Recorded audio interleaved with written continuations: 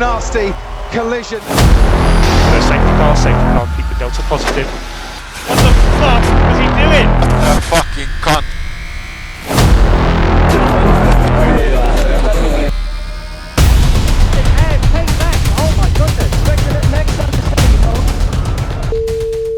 Desde noquear oficiales de pista hasta patear rivales. Esto es lo que pasa cuando los pilotos de la Fórmula 1 pierden el control. La altísima carga de adrenalina y el estrés de jugarse la vida en cada vuelta para conseguir podios, victorias y títulos mundiales, en ocasiones ha dado como resultado que se sobrepasen los límites dentro y fuera de la pista, provocando algunos de los momentos más salvajes, pero también más icónicos del Gran Circo. En este video vamos a repasar los más memorables en la historia de la máxima categoría y comentaremos sobre lo que llevó a los pilotos a sacar a relucir su lado más primigenio, el más agresivo.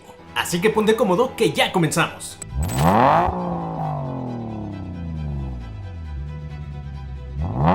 Los pilotos pueden salirse de control cuando los demás no siguen las reglas. El año era 1993. La batalla por el campeonato se encontraba en pleno entre Senna y Prost, que ocupaban la primera fila de la parrilla. El Gran Premio de Japón era la penúltima fecha del calendario. Eddie Irvine, piloto norirlandés, novato debutante a partir de ese Gran Premio para el equipo Jordan, partía desde la octava posición.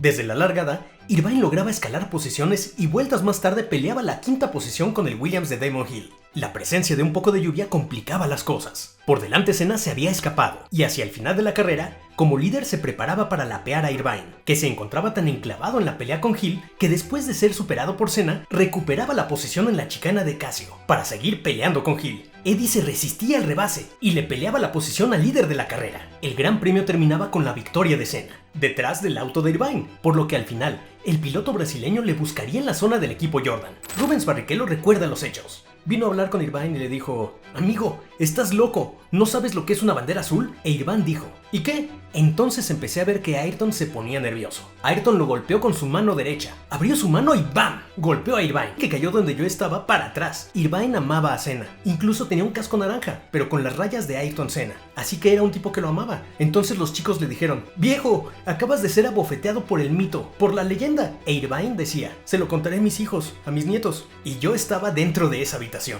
Recuerda Barrichello entre risas. Nothing justifies hitting him. Nothing justifies, and I'm not justifying myself. I'm telling you guys that what took place was absurd in many different ways, and nobody did anything about it. Nobody even talked about it during the race and after the race. Ese año Senna terminaría segundo por detrás de Prost, que se anotaba el campeonato de pilotos.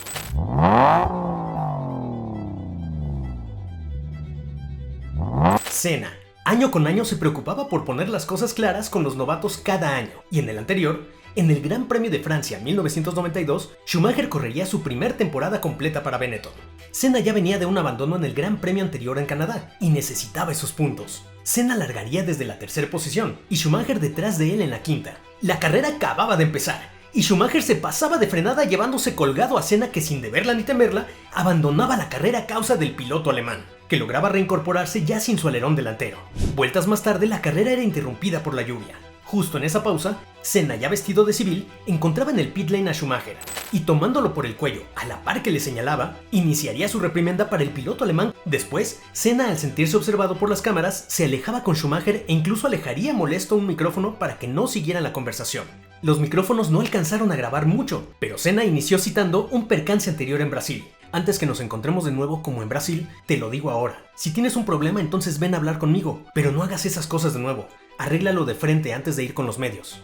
2 grandes premios más tarde, la escena se repetiría en el Gran Premio de Alemania, durante las prácticas. Esta vez en el box de McLaren las cosas subirían de tono. Senna, después de un empujón, tomaría del cuello a Schumacher y los mecánicos le separarían. Las cosas nunca serían cordiales entre estos dos, de los que se comentaba que nunca serían amigos al ser tan parecidos.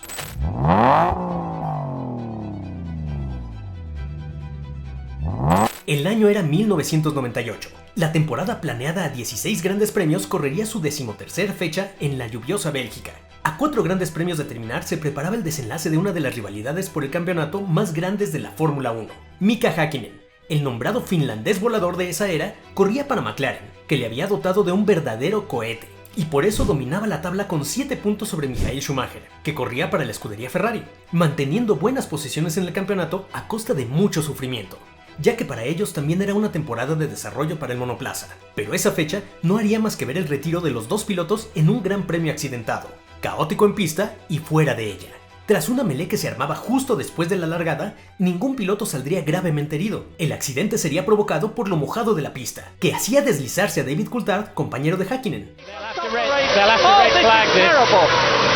This is quite appalling. This is the worst start for a Grand Prix that I have ever seen in the whole of my life. Y terminaba todo con 13 autos destrozados y pilotos confundidos. Se planteaba por parte de dirección de carrera una segunda largada. Los pilotos contaban en ese entonces con autos de repuesto, con las mismas especificaciones. En la segunda largada, Damon Hill le robaba la cartera a Häkkinen, que inmediatamente era atacado por Schumacher por el exterior.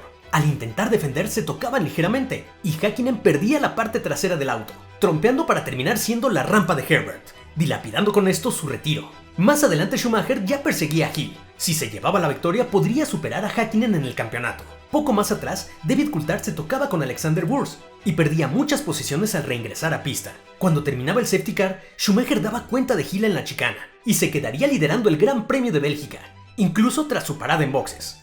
Rodando apenas la vuelta 25, las condiciones de pista no habían cambiado mucho. La pista seguía encharcada y deslizante. Michael alcanzaba a Coulthard, que corría en la 14ª posición. El alemán se separaba para doblarlo. A Coulthard le mostraban banderas azules, pero el piloto escocés, a pesar de haber sido notificado por su muro, no veía llegar a Schumacher detrás de él. Esto a causa del denso spray. The team told me that the leader's coming up to lap you, but of course in the rain you can't really see. You have little mirrors, but with the spray you can't judge where the other car is. So I was waiting for him to overtake as we went down to Blanchimont, which is a fast left hand. Esta confusión haría que no presentara el comportamiento normal de cualquier piloto que va a ser doblado. El spray no le permitía apreciar si Schumacher ya llegaba justo detrás de él, por lo que no cedía el interior de la curva, y debido también al spray, Schumacher no lograba ubicar la posición del McLaren que tenía enfrente, por lo que terminaba estampándose en la parte trasera del monoplaza de Coulthard. Oh God!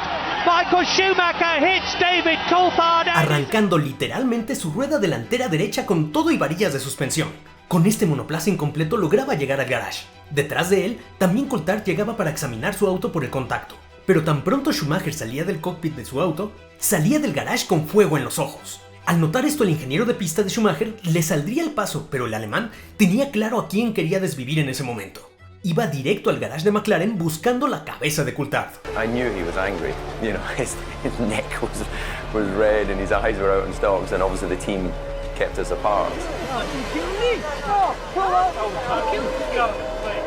Al final, todo terminaría en un fuerte conato de bronca gracias a los equipos que los mantuvieron separados. Quizás Michael de regreso pensaba en si era propicio terminar con una buena amistad a costa de un campeonato.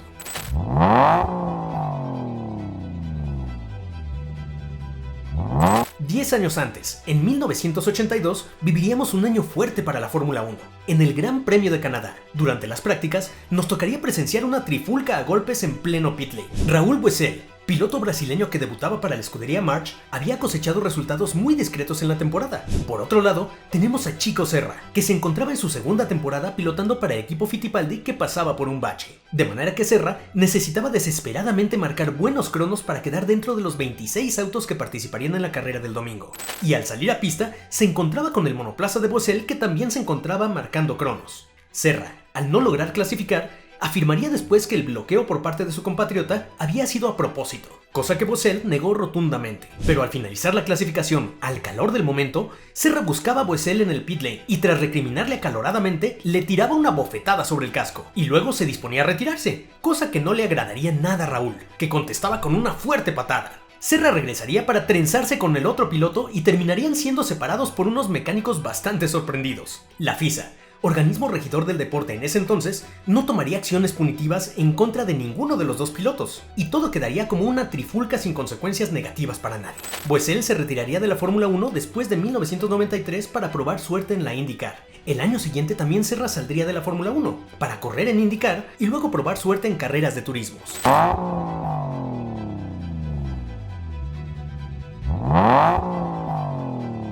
En los casos anteriores ya vimos un problema con los doblados. Max Verstappen y Esteban Ocon aquí lo comprobaban. Ustedes juzguen, porque el siguiente encontronazo se dio en el año 2018 en Brasil.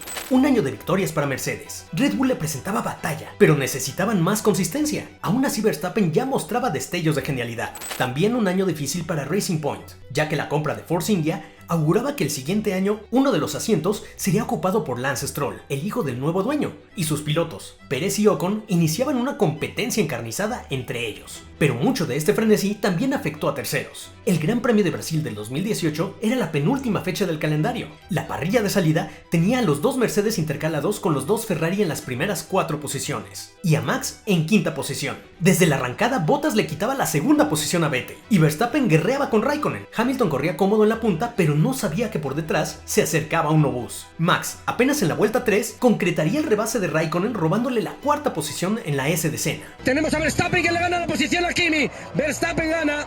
Lo de Verstappen Verstappen se mantiene cuarto. espectacular. Y se enfilaba a cazar a Vettel. Le tiene el rebufo, abre también de RS. Se tira con todo. Verstappen tiene el interior. Le pasa a Sebastian Vettel. ¡Wow! ¿Cómo ha empezado Mad Max? Y sí, Max se acercaba ya a los Mercedes como un loco, como un poseso. El empuje que tenía Max en ese circuito era increíble. El gap con Bottas desaparecía y finalmente en la vuelta 10, en la misma zona, Max lograba un interior. Se acerca, se va a hacer corta, no, se va al interior, se empareja, frena muy tarde, pero tiene el interior, ya Max Verstappen que gana. El león neerlandés volaba en la 2ª posición. En la vuelta 14 por detrás, Ocon ya rebasaba a Alonso por la 15ª posición. Tras las respectivas paradas en boxes, los dos pilotos se encontraban ya en la vuelta 39. Max se colgaba de la caja de cambios de Hamilton y le amagaba con el DRS activado. Llegando a la recta principal, tendrá DRS, lo tiene abierto ya, le sigue la estela, se va por fuera, están emparejados, rueda, llega la frenada, venga, va, ¿dónde va? Max por fin ganaba la punta y se intentaba alejar de sus perseguidores, pero en la vuelta 44 se encontraba en la recta principal con Ocon, que rodaba en la posición 14 y se disponía a doblarlo. Ocon no opinaba igual e inexplicablemente se resistía a ser doblado peleando con Verstappen. Se ha tocado con un doblado, con un Forcidia. A ver, fijaros. No, con Ocon, perdón, es Ocon. ¿Qué hace Ocon? Inmediatamente después del contacto, Hamilton pasaba de largo recuperando la primera posición. El enojo de Max era mayúsculo. Verstappen había perdido 9 segundos con el contacto, relegándolo a la 2ª posición que ya no mejoraría. Terminaba la carrera y Max perdía la victoria gracias a la imprudencia del piloto francés.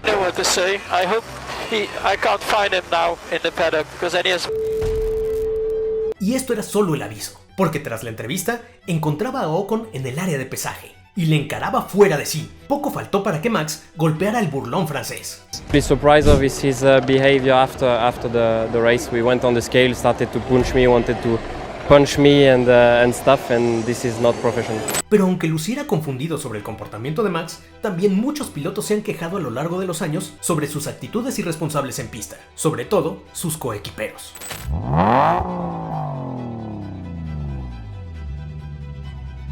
Algunas confrontaciones son rápidas, pero cargadas de mucha adrenalina. En el Gran Premio de Singapur del año 2011, desde la clasificación ya Felipe Massa había bloqueado a Hamilton, por lo que el piloto británico no se sentía muy bien con el brasileño. Afortunadamente para Lewis, lograba acomodarse cuarto con su McLaren, y Massa largaría sexto con el Ferrari. Tras la largada, Hamilton perdía posiciones, cayendo hasta la 8ª plaza, pero lograría reposicionarse tras 8 vueltas como sexto. Por el contrario, Massa había logrado escalar a la 5ª. Hamilton se acercaba, y vueltas más adelante entrarían juntos a boxes. Saldrían casi a la par. Massa protegía alargando la frenada, pero en la siguiente curva, Massa frenaba sin darle espacio a Hamilton, que destrozaba su end plate y parte del alerón delantero contra el neumático del brasileño. Inmediatamente Massa reportaba una pinchadura, y entraría a cambiar neumáticos mientras Hamilton entraba también a cambiar gomas y el morro completo del monoplaza. Esa carrera Lewis la cerraría quinto, y Massa terminaba noveno. Ya en el corralito de entrevistas, mientras Hamilton era entrevistado, Massa llegaba a darle palmadas fuertes en el hombro y un jalón, mientras le espetaba. Muy bien, buen trabajo, buen trabajo. Mientras se iba, Hamilton le decía: no me vuelvas a tocar otra vez, nunca en tu vida, para regresar de lo más tranquilo a continuar con la entrevista. Sin duda un momento incómodo propiciado por suspicacias e interpretaciones de un incidente de carrera.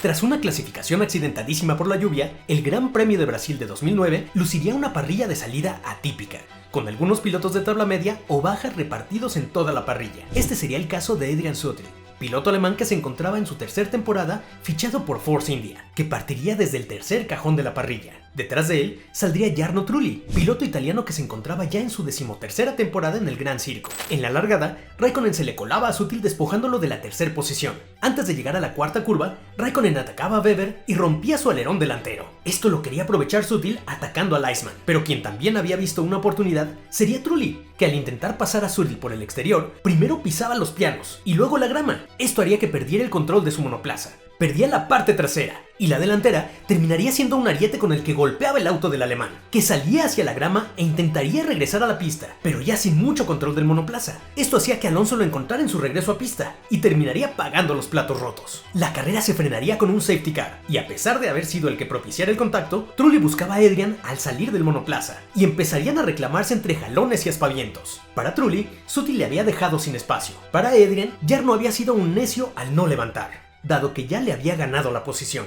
El pobre Alonso intentaría ignorarlos mientras se alejaba de su destrozado monoplaza.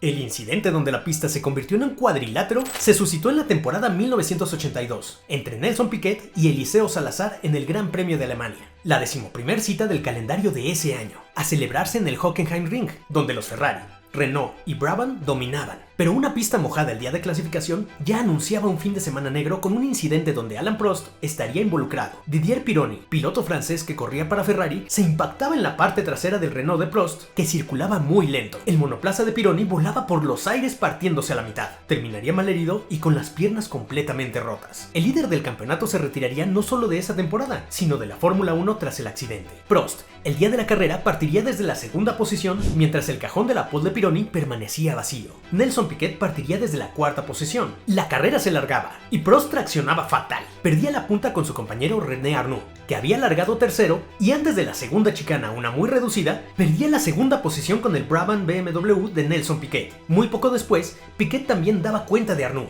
y se colocaba en la punta. El ritmo que tenía era endemoniado. Piquet era tan rápido que desde la vuelta 5 empezaba a doblar pilotos. En la vuelta 11, Prost abandonaba por problemas de fiabilidad. Así se registrarían a lo largo de las vueltas varios abandonos. Los Renault y también el compañero de Piquet, el italiano Riccardo Patrese, que se retiraba en la vuelta 13. Solo el Ferrari restante de Patrick Tambay podría competirle, pero se encontraba todavía lejos, acumulando un gap de 24 segundos de distancia. Nelson se encontraba liderando cómodamente. Sentía que rodaba sin monoplazas en pista que pudiesen amenazar su victoria.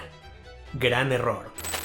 El piloto brasileño seguía doblando pilotos y en la vuelta 18 se encontraría con Eliseo Salazar, piloto chileno del equipo ATS, que se encontraba en su segundo año en la Fórmula 1. Al llegar a la zona de la segunda chicana, Senna, Piquet se emparejaba a Salazar antes de la curva 9, y al intentar doblar a Salazar se pasaba de frenada y terminaría tocando con su neumático delantero derecho el tren trasero del brasileño. Inmediatamente Nelson se deshacía de los cinturones de seguridad y salía a gritarle improperios al piloto chileno. Al ver que se retiraba, le buscaría fuera de la pista, y Piquet furioso se iba de manos con el chileno que no respondía a los golpes, porque en realidad tenía mucho que agradecerle, ya que gracias a Piquet, él había entrado a la Fórmula 1. Siempre surgió una gran admiración por él. Nuestro aprecio se remonta desde el día de mi primer carrera, allá en 1979. Me llevó y luego nos hicimos amigos. Lo del choque fue una tontería de ambos, y fue un momento muy difícil para mí, porque significaba pelear con mi ídolo. Afortunadamente Nelson y Eliseo se reencontrarían 20 años después del incidente, y le demostrarían a todos que su amistad se encontraba intacta, a pesar del momento en Hockenheim, posando para la foto sonrientes y haciendo mofa de la anécdota, posando como boxeadores con los puños en alto.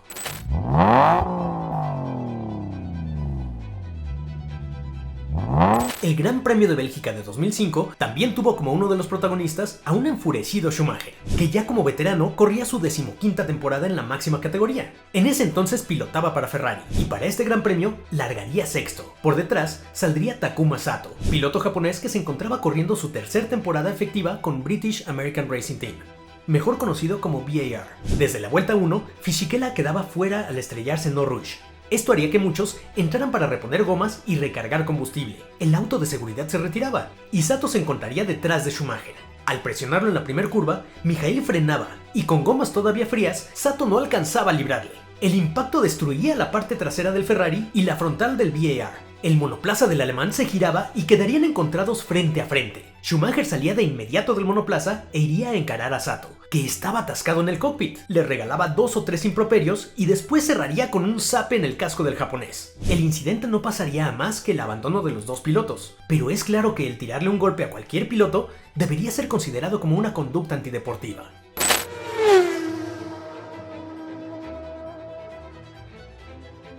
En 2021, el Gran Premio de la Emilia-Romagna era apenas la segunda cita del calendario. Los Bulls sabían que traían con qué pelearle a los Mercedes el campeonato. Max largaría desde la tercera posición, y Checo, su coequipero, desde la segunda. Hamilton lo haría desde la pole, y su compañero Bottas largaba desde la 9ª posición. En un circuito ya sin lluvia, pero todavía mojado, desde la vuelta de formación quedaba claro que las condiciones de pista seguían siendo extremas. Los autos finalmente se formaban para la largada, y el semáforo se apagaba iniciando la carrera. Max y Checo atacaban a Hamilton sin darle cuartel. Esto hacía que el heptacampeón perdiera el interior al llegar a la variante de Tamburello, y Max lo arcaba en la segunda parte de la chicana, lo que hacía que Hamilton rebotara horrible sobre las bananas, dañando su endplate izquierdo, y perdía la punta a manos del león neerlandés. Las condiciones de la pista no mejoraban, y varios pilotos más se deslizaban comprobándolo. Están complicados todos, la pista está muy difícil. En la vuelta 7, el duelo de Hamilton con Max continuaba con fuerza, pero Verstappen apretaba el paso y lograba un gap con Hamilton de más de 5 segundos. El Hammer apretaba para alcanzar a Max, pero en la vuelta 31 cometería un fatal error. En Tosa, la curva 7, esquivando a Russell para doblarlo, se deslizaba fuera de la pista. Se fue afuera Hamilton. Ahí está Hamilton que termina contra las barreras, se le termina esta historia al campeón del mundo. La bandera amarilla se decretaba en el sector 2. Luis se alejaba de la Aleca con el alerón maltrecho, pero inmediatamente levantando la bandera amarilla se decretaba una nueva. Más adelante Russell había intentado un rebase sobre Bottas, peleándole la 9ª posición, amague que terminaría fatal. Tras pasar la variante alta, se aproximaban a la curva 16, y Bottas intentaba preparar la curva pero se encontraba con el que Russell le había alcanzado. Cuando corrigiera la dirección, ya era demasiado tarde, porque Russell no había levantado y salía a la derecha de la pista pisando la grama. Esto hacía que la mitad derecha del monoplaza traccionara diferente a la izquierda, por lo que el auto se le iba de lado impactando la parte media del monoplaza del finlandés. Russell pierde el auto. Lo lleva. Claro. Sí, pierde el coche Russell por derecha y se lleva a Bottas por izquierda. Muerde la parte mojada, ¿no? Húmeda. El impacto había sido fortísimo. La pista tenía casi 50 metros de debris regados. What the Obviamente, ¿no? Are you okay, Valtteri? Pero no todos compartían la misma perspectiva del incidente. What the was he doing? Honestly, Russell sentía que la culpa era del piloto finlandés. Súper encendido se bajaba a reclamarle y le golpeaba el casco mientras Bottas le mostraba el dedo. Los ánimos caldeados, a causa del golpe de adrenalina, los había puesto agresivos. Pero poco más tarde las huellas de la batalla se manifiestan, sacando a flote no solo dolencias físicas, sino morales incluidas. It didn't make any sense that move. He obviously lost it and hit me. He seemed furious with you. He came over, seemed to remonstrate with you. Have you spoken to him yet? I haven't spoken. I couldn't hear a thing what he was on about. I don't really get it.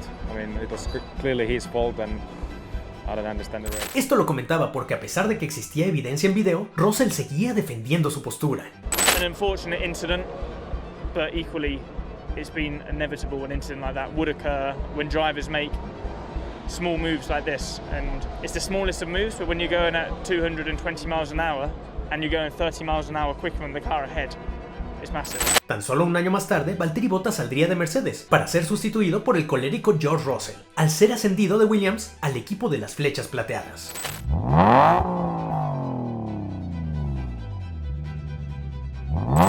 Apenas el tercer gran premio de la temporada 1987. Bélgica se vestía de gala y Mansell se anotaba la pole con su Williams, mientras Senna clasificaba tercero en su Lotus, para salir detrás del británico en la parrilla. La largada se daría de manera limpia, pero tras un incidente con los monoplazas de cola, se reiniciaría la carrera. En la segunda largada, el piloto brasileño lograba imponerse a Mansell, que intentaba mantenerse lo más pegado al Lotus y aprovechando el rebufo, lograba emparejarle, para que al llegar al Scoms intentase un exterior, pero un contacto terminaría haciendo girar los dos monoplazas a gran velocidad, para terminar despistándolos. Milagrosamente los autos no terminarían estrellándose aparatosamente, lograrían reanudar la marcha y regresar a pista para dirigirse de inmediato a sus garajes, obviamente solo para retirarlos a causa de los daños por el contacto. Justo ahí es donde se pondría interesante, ya que en cuanto Mansell llegó y se bajó del monoplaza, relata: regresé a boxes y tenía una niebla roja. De hecho, nunca antes había experimentado eso en mi vida. Solo vi rojo como si no hubiera un mañana. Entonces pensé, bueno, vamos a ir a ver a mi amigo Ayrton. A su llegada al garage de Lotus, lo que relatan quienes estuvieron ahí es que Nigel llegó directo con Senna a subirle la cremallera del mono hasta el cuello para después tomarlo del mismo y llevarlo contra el muro.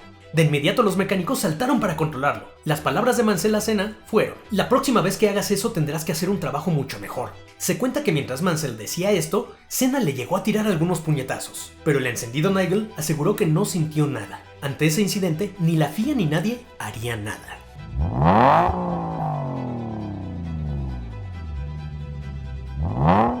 Estamos hablando de pilotos con la mecha muy corta, y tendremos uno que reaparece en esta revisión. El año de este incidente es 1995, pero tendremos que remontarnos al año anterior, 1994, para describir la intensidad del pique entre estos dos pilotos, Michael Schumacher y Damon Hill, que peleaban por el campeonato en la última carrera del calendario en el Gran Premio de Australia. Schumacher lideraba, pero perdía el auto en una curva, golpeaba su tren delantero al reincorporarse y protegía la posición de manera agresiva contra Hill, que inmediatamente se le plantaba detrás. Al atacar la siguiente curva, el auto de Schumacher sobreviraba por el golpe antes recibido y golpeaba el monoplaza de Damon. Se enllantaban y Michael terminaría contra el muro. Este encontronazo dañaba también el monoplaza de Hill, que se retiraba, y le permitía al alemán ganar el campeonato por la mínima diferencia de un punto solamente. Así de intensa era la rivalidad. Ahora bien, trasladándonos a 1995, los dos pilotos tendrían sus problemas en varios grandes premios como el Gran Premio de Europa, el de Reino Unido y Bélgica.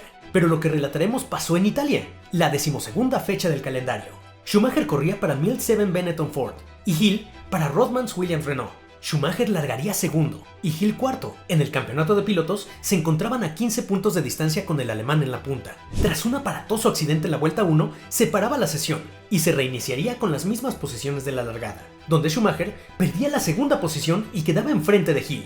Todavía faltando 40 vueltas para el final, Coulthard, compañero de Hill y líder de la carrera, se despistaba y dejaba a Schumacher y Hill en posiciones de podio.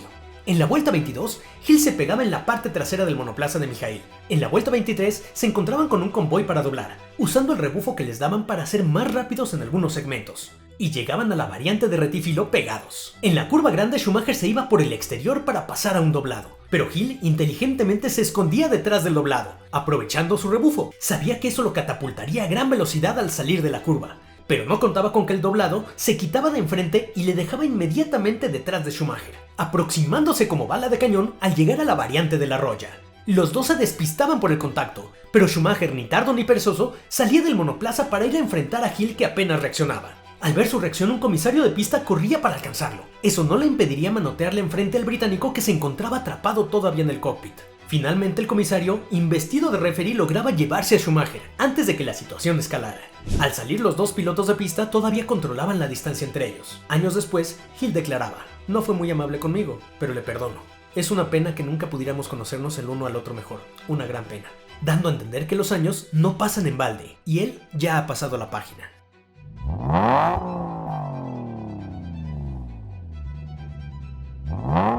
Otra carrera que terminaría con un piloto encarando a otro entre observaciones y amenazas sería Azerbaiyán 2023. Durante la variante de carrera al sprint del fin de semana, Max Verstappen y George Russell se hacían de palabras al final. Pero, ¿por qué Max estaba tan enojado? Verstappen arrancaría en la tercera posición detrás de su coequipero checo y delante de George Russell. La sprint se largaba. Se le metió Russell allí por adentro a Verstappen, pero sale mejor Verstappen acelerando con el Red Bull. Max era atacado desde la primer curva por el británico, pero al llegar a la segunda, en su afán por rebasar al neerlandés, le daba un empujón con su rueda delantera derecha. Max de milagro no se estampaba con el muro. Llegando a la curva 3, Russell volvía a ser agresivo y esta vez lograba rebasar al león neerlandés. Después le notificarían por radio. We have picked up some floor damage. Just waiting for the balance shift. How do you think? Al campeón le parecía ridículo que no hubiese penalización alguna ante la agresividad mostrada por Russell. En la vuelta 6, Max lograba pasar al piloto británico con un muy buen interior, y le celebraban desde el pitwall. Lovely job, Max. Without contact as well. Nicely done. Yeah, I know how to do that. Y Max terminaba en la tercera posición. Al bajar del monoplaza, Max se lamentaba al ver el tremendo boquete que le abriera el contacto con Russell, que al verlo caminar sonriente hacia la zona de pesaje le saldría al paso para reclamarle. Mate, we all have no grip. You all need to leave a little bit of space. But expect the next time the same, you know? El enojo de Max no lo calmaba nada ni nadie, ni siquiera una tercera posición. Más tarde en el corralito de entrevistas, Russell declararía: You know, I'm here to fight, I'm here to win. I'm not just going to wave him by because he's Max Verstappen in a Red Bull. Papá Toto estaría orgulloso, pero posiblemente solo Toto.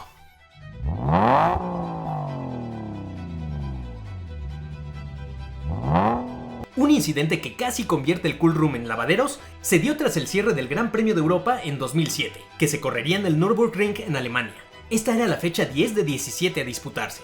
El incidente se daría entre Felipe Massa, que se encendía tras una aseveración de Fernando Alonso. El asturiano venía como el campeón defensor, pero dicho campeonato lo ganaría con la escudería 1007 Renault F1 Team.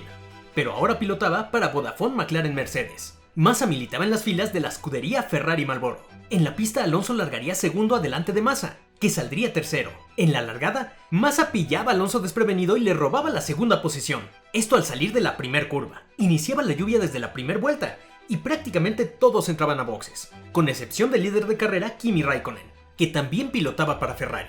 Iniciaba la vuelta 2 con Raikkonen entrando y dejaba a Massa liderando con Alonso adherido a su caja de cambios. Y de repente el cielo se caía completo. El aquaplaning estaba a la orden del día y veríamos desfilar los monoplazas deslizándose a la Leca en Yokohama S. La curva número 1. Se decretaba una bandera roja y paraban la carrera esperando que las condiciones de pista mejorasen. Después de un rato por fin se reiniciaba la carrera y la batalla por la punta frustraba a Alonso, que no podía pasar a Massa. Pero tras la última entrada en boxes, Alonso tenía mejor ritmo. Y restando 6 vueltas para el final de la carrera, ya amagaba peligrosamente a Massa, que se defendía como podía.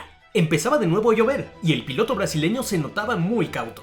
Atención porque Massa está muy lento, atención a Massa que le vemos muy poco seguro, creo que Alonso, aquí está, ojo a Alonso, queridos amigos, que está a punto de pasar a Felipe Massa. Restando 4 vueltas, Alonso intentaba un exterior en la curva 1 y Massa le tiraba agresivo el auto. Alonso no lo lograba, pero pasando la curva 4 de la denominada Mercedes Arena, saldría mejor traccionado el asturiano, que se emparejaba al brasileño y girando a la curva 5, Massa se dejaba ir de nuevo por el interior. El monoplaza de Alonso aguantaba el contacto y se colocaba primero. A partir de aquí el diferencial de velocidad haría el resto. Alonso ganaba el Gran Premio. Y en la formación de podio de los monoplazas, invitaba a la cámara a checar el dashboard con las huellas de la batalla, mientras casi podíamos escucharlo decir: "Eso no se hace". Más tarde en el Cool Room, Alonso saludaba a Felipe, pero este le conminaba: Rotto tutto il riflettore, guardalo. Va a cagare. Vince fa così. No, coglione. No, ma quello. Tu vinci, dici una cosa così. Vince, dici una cosa così. Vince, dici una cosa così. Nico, però non si può fare. Prova a imparare, prova. Provate a imparare, dai. Prova a imparare. Ho lottato con tutto il mondo, a 3 giri alla fine ci tocchiamo. Bravo. Bravo te. Fatto apposta. Come ha fatto apposta la prima gara a Barcellona, fatto apposta lì, Impara. A pesar de la acalorada discusión en italiano, momentos después los dos se habían disculpado con el otro y se calmaban las aguas. Los dos aceptaban que la adrenalina los había llevado a la exacerbación. Massa declaraba: If he was a little bit unhappy, it's not my problem. Ahora hablaremos de uno de los pilotos más agresivos en pista de la máxima categoría, Esteban Ocon, y su pleito con Sergio Checo Pérez. Esto ocurriría en el año 2017, mientras los dos eran coequiperos en Force India, que ya tenían historia de conflictos previos: Canadá, Azerbaiyán y Hungría. What happened today is totally unacceptable for the team. El escenario sería el Gran Premio de Bélgica 2017, en el histórico circuito Spa-Francorchamps. Esta era la 12ª fecha de esa temporada. Sahara Force India se encontraban cuartos en el campeonato de constructores, declarándose como los mejores del resto debajo de Mercedes, Ferrari y Red Bull.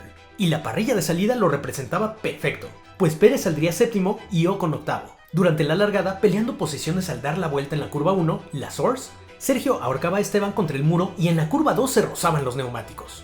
Otra carrera más en la que hay un capítulo para escribir en los incidentes en pista entre los dos pilotos de Force India. Checo perdía el envión y caían los dos algunas posiciones. Ocon terminaba corriendo noveno y Sergio onceavo, pero no dejaban de pelear. Se mantenían activos y presionando. En la vuelta 3, Sergio daba cuenta de Magnussen por la 10ª posición y quedaba directamente detrás de su compañero. En la vuelta 9 ya recuperaban sus lugares de largada, pero cambiados. Tras haber parado los dos en boxes, en la vuelta 28, Pérez ya alcanzaba a Ocon y peleaban por la 10ª posición, y lo rebasaba en Les Combs, curvas 7, 8 y 9. Creo que aquí el equipo ha querido tomar cuentas en el asunto por su lado, es decir, si no saben manejar la situación en pista, pues hombre, vamos a tener que nosotros manejarla desde el box. Iniciando la vuelta 20, Ocon atacaba a su compañero y de nueva cuenta tras dar vuelta en la curva 1, Checo protegía la línea, pero Ocon ya venía muy rápido y pasaba el desastre. El alerón de Ocon salía volando y el neumático trasero derecho de Checo resultaba pinchado. Se tocaron los de Force India, esto no se acaba, esto no se termina nunca. A 2 vueltas del final, retirarían el auto de Pérez y Ocon terminaba noveno sumando solo 2 puntos. Obviamente los dos pilotos defendían sus respectivas perspectivas, pero lo cierto es que la mayor responsabilidad recaía en la escudería que había permitido esta escalada y no había puesto un alto. No solo entre pilotos se han reportado guantadas y tortas en el Gran Circo, también le han tocado a otros personajes. En el año 1977 se celebraría el Gran Premio de Canadá, la penúltima fecha de un calendario de 16 carreras. James Hunt era el campeón defensor, pero desde el inicio de la temporada las cosas no habían ido bien para su equipo, el Marlboro Team McLaren. La frustración de encontrarse rezagado y ya en la penúltima fecha lo tenía exaltado. Y es que el piloto británico era ya conocido por su temperamento altamente inflamable. Más en situaciones extremas como sucediera 2 años antes en Mónaco, donde tras tocarse con el piloto Patrick Depael, que lo llevara contra el muro, Hunt salía encendido a su monoplaza y mientras los comisarios retiraban el monoplaza, le instaban a salir de la pista. Pero Hunt estaba esperando al piloto francés que lo había sacado de la competencia. Al insistir, un comisario se llevaba un manotazo y la mirada que le advertía que no lo tocara. Finalmente Paelle completaba una vuelta más y Hunt aprovechaba para reclamarle acaloradamente. Este hecho sirve como antecedente para explicar la frustración de James, que en Canadá clasificaba segundo detrás del Lotus de Michael Andretti. La carrera se largaba y pronto se supo que Andretti y Hunt pelearían por la victoria, pues avanzaban a otro ritmo que el resto de pilotos. Ya en la vuelta 58 habían doblado a todos menos al compañero de escudería de Hunt, Jochen Mass. Al intentar doblarlo, Andretti se confiaba y Hunt le pasaba, quedando detrás de su compañero. Cuando era el turno de doblarlo, los dos se confundían sobre el lado de la pista por el cual le pasaría y terminaban tocándose. Los dos se despistaban, pero solo Hunt terminaba atorado en las mallas de seguridad. Al salir de su monoplaza mientras se lamentaba, avanzaba hacia la pista. Desgraciadamente un Marshall que solo hacía su trabajo, le pedía que saliera del área de pista tomándolo por el brazo. La respuesta de Hunt fue instintiva, propinándole un derechazo que lo sembraba. 3 segundos después, James se daba cuenta de lo que había hecho e intentaría ayudar al pobre Marshall, que se levantaba todavía mareado, y mejor se ponía a cubierto. Finalmente Hunt sería penalizado con $2,000 por el golpe, más 750 por caminar hacia pits de manera irresponsable, casi sobre la pista para poder agitar el puño cada que su compañero completaba una vuelta frente a él. Definitivamente un grande del deporte automotor, pero uno con muy mal genio. Hasta aquí el recuento de los incidentes más fuertes. Ahora vamos con las menciones especiales. Durante el Gran Premio de Gran Bretaña en el año 2008, los pilotos se preparaban para subir a sus monoplazas. Kimi Räikkönen se encontraba por colocarse el Hans y el casco, y un fotógrafo se acomodaba exactamente enfrente de su cara. La reacción del comúnmente tranquilo Kimi cambiaría en ese momento para empujarlo hacia atrás, con lo que el fotógrafo caía de bruces y se reincorporaría para seguir con sus funciones. Al parecer, había pasado por alto que al colocarse en esa posición y sacar la fotografía con flash, dañaría la vista del piloto que se encontraba preparándose. El incidente no pasaría a mayores, y el Iceman iniciaría la carrera sin percances.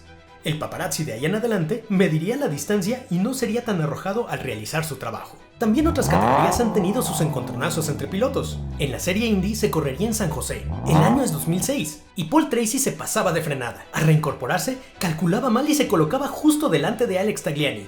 Este no podría esquivarlo, terminando Tagliani sin alerón delantero, obligando esto a los dos pilotos a abandonar.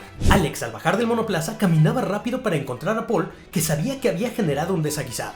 Alex se toparía con el otro piloto de frente y le frenaba para recriminarle el movimiento tan temerario que provocara el retiro de los dos. Tracy lo sabía, pero se encontraba con pocas ganas de discutir, por lo que intentaba quitárselo de enfrente. Tagliani parecía haberse descargado, pero volvía a voltear y tras algunos jaloneos y empujones, Tracy ya no soportó más y se trenzarían a golpes. Los comisarios más algunos espectadores intentarían separarlos. También en la IndyCar, en el año 2008, mientras las clasificaciones de la Indy Racing League, las pilotos Danica Patrick y Milka Duno darían la nota, ya que al sentir Danica que Duno le bloqueara durante la clasificación, bajó de su auto y luego de hablar con su equipo se dirigió a intentar hablar con Milka, que la recibió sin muchas ganas de discutir lo sucedido. Tras la insistencia de Patrick para discutir, Duno le arrojaría 2 veces toallas a la cara. Los mecánicos se interpondrían entre las dos. Todo el asunto iniciaría un repunte en las transmisiones del deporte, pero al no querer ser relacionados con eventos de ese tipo, la IRL se manifestó en contra de estas actitudes y reprendió fuertemente a los dos pilotos. Ya te platicamos cómo es que se han dado las broncas más icónicas en la máxima categoría, muchas provocadas por los enviones de adrenalina de los pilotos, otros por malos entendidos y unos más por lo encarnizado de las rivalidades. Afortunadamente, incluso las que terminaron en golpes no reportaron consecuencias graves o fatales. Es normal que en un deporte donde la estamina y la adrenalina se encuentran a tope, al no tener una válvula de escape, algunos terminan siendo mucho más pasionales. También es importante recalcar que este tipo de sucesos no son lo más representativo del deporte en sí. Son sucesos sobresalientes precisamente por su rareza. Lo más representativo sigue siendo la velocidad,